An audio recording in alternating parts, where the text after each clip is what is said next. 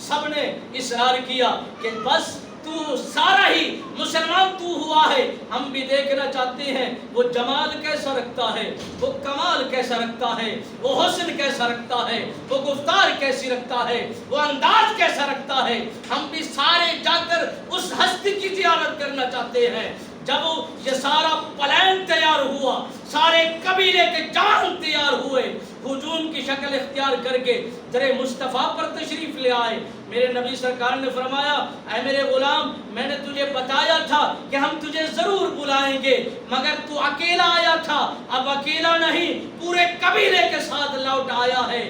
جو ہماری ایک جھلک دیکھتا ہے تا قیامت کی صبح تک وہ بے قرار رہتا ہے اور بے قراری کی زندگی گزر کرتا ہے۔ میرے نبی رحمت سرکار نے فرمایا جس نے ہمارے حسن کو دیکھا، ہمارے جمال و کمال کو دیکھا، بس وہ تکتا ہی رہ گیا، نہ اس کو جان کی پرواہ رہی، نہ اولاد کی پرواہ رہی، نہ مال کی پرواہ رہی، نہ گھر بار کی پرواہ رہی۔ میرے نبی رحمت سرکار نے فرمایا جس نے ہمارے دین کو لے کر قبول کیا وہ یہاں بھی کامیاب ہوا، وہاں بھی کامیاب ہوا۔ سبحان اللہ۔ دعا ہے مالک بے نیاز ہمیں دین اسلام کے مطابق اپنی اپنی زندگیوں کو سنوارنے کی توفیق نصیب فرمائے۔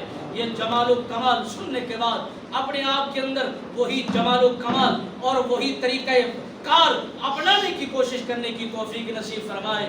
آمین ثم آمین وما علینا الا البلاغ۔